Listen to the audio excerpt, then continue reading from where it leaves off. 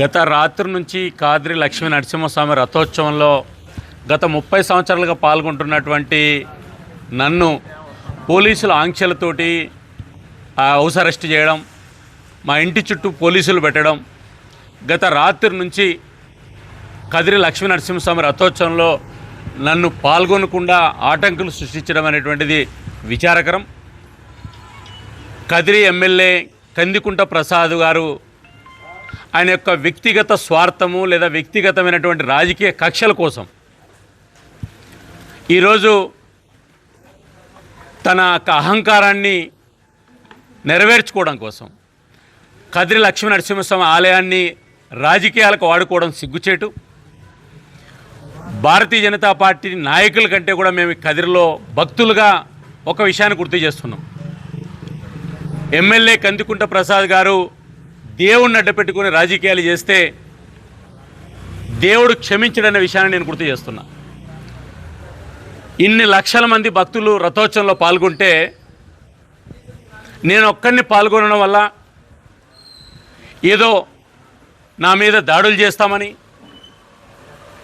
అవసరమైతే అంతమొందిస్తామని పోలీసులు సమాచారం వచ్చిందని చెప్పి నాకు పోలీసులు చెప్తున్నారు. నేను అడుగుతున్నా, ఈరోజు ఆంధ్రప్రదేశ్ పోలీసు వ్యవస్థ మీద నాకు విశ్వాసం ఉంది. లక్ష్మీ నరసింహస్వామి రథోత్సవంలో పాల్గొంటే చంపేస్తారా? ఒకే ఒక్క విషయాన్ని నేను గుర్తు చేస్తున్నా. కదిరి లక్ష్మీ నరసింహస్వామి రథోత్సవంలో మీరు పోలీసులతో నన్ను అడ్డుకోవచ్చు. దేవుడి విషయంలో మీరు చేస్తున్నటువంటి పాపాలు కానీ, రథోత్సవ విషయంలో చేస్తున్నటువంటి ఎమ్మెల్యే చేసేటువంటి తప్పుడు విషయాలు కానీ ఖచ్చితంగా మిమ్మల్ని క్షమించాడు దేవుడు అనేటువంటి విషయాన్ని గుర్తు చేస్తున్నా. ఒకే ఒక్క విషయం గుర్తుపెట్టుకోండి, నేను కదిరి లక్ష్మీ నరసింహస్వామి ఆలయానికి సంబంధించినటువంటి ఉభయదారుణ్ణి. మీకు అధికారం ఉందనేటువంటి లేదా మీరు ఎమ్మెల్యే అనేటువంటి ఒక అహంకారంతో ఈరోజు పోలీసులు కానీ లేదా పోలీసు వ్యవస్థను కానీ మీరు చెప్పినట్టు చేయించవచ్చు. కాబట్టి ఇది పర్మనెంట్ కాదనే విషయాన్ని నేను గుర్తు చేస్తున్నా. కాబట్టి దేవుడి విషయంలో రాజకీయాలు మానేయమని చెప్పి నేను గుర్తు చేస్తున్నా. కాబట్టి కాద్రి లక్ష్మీ నరసింహస్వామి రథోత్సవ విషయంలో నన్ను మీరు హౌస్ అరెస్ట్ చేసినంత మాత్రాన మీరు సాధించేటువంటిది ఏమీ లేదనేటువంటి విషయాన్ని నేను గుర్తు చేస్తున్నా. ఖచ్చితంగా రాబోయే రోజుల్లో దీనికి సరైనటువంటి గుణపాఠం ఉంటుందనే విషయాన్ని కూడా గుర్తు చేస్తున్నా. వివాదం ఏమీ లేదు. వివాదాన్ని కొద్దిమంది సృష్టించాలనుకుంటున్నారు కానీ వివాదం ఏమీ లేదు. నేను కూడా ఎప్పుడు రథంలో కూర్చోను, ఎమ్మెల్యేగా నేను కూడా పైకి ఉండను. దానికి కన్సర్న్ ఉంది. ఏమంటే రథాన్ని నడిపే క్రమంలో మాజీ ఎమ్మెల్యే పార్థసారథి గారు మొదటి నుంచి చొరవ తీసుకుంటున్నారు. ఆయన పేరు ఆయన అడగడు. మేమే మా అడ్మినిస్ట్రేషన్ పాయింట్ ఆఫ్ వ్యూలో ఈఓ గారిని, అర్చకుల్ని, ఆయన్ని అకామిడేట్ చేయడం జరిగింది. అంతకు మించి వివాదాలకు తలెత్తేటువంటి పరిస్థితి ఉంటే నేలకు దిగి ఇంకా తగ్గి అధికారాన్ని నెత్తికెక్కించుకోకుండా ఎమ్మెల్యే అని కూడా మేము ఆలోచన చెయ్యం. మా ఊరి పండగ ఇది, మా ఊరి గౌరవం ఇది.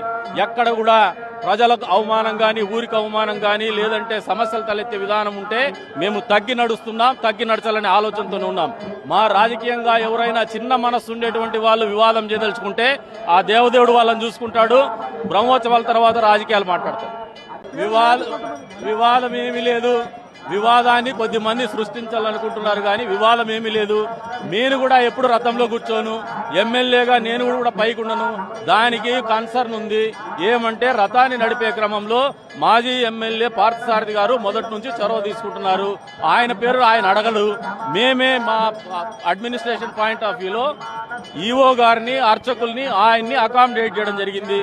అంతకు మించి వివాదాలకు తలెత్తేటువంటి పరిస్థితి ఉంటే నేలకు దిగి ఇంకా తగ్గి అధికారాన్ని నెత్తికెక్కించుకోకుండా ఎమ్మెల్యే అని కూడా మేము ఆలోచన చెయ్యం. మా ఊరి పండగ ఇది, మా ఊరి గౌరవం ఇది. ఎక్కడ కూడా ప్రజలకు అవమానం కానీ, ఊరికి అవమానం కానీ, లేదంటే సమస్యలు తలెత్తే విధానం ఉంటే మేము తగ్గి నడుస్తున్నాం, తగ్గి నడచాలనే ఆలోచనతోనే ఉన్నాం. మా రాజకీయంగా ఎవరైనా చిన్న మనస్సు ఉండేటువంటి వాళ్ళు వివాదం చేయదలుచుకుంటే ఆ దేవదేవుడు వాళ్ళని చూసుకుంటాడు. బ్రహ్మోత్సవాల తర్వాత రాజకీయాలు మాట్లాడతారు.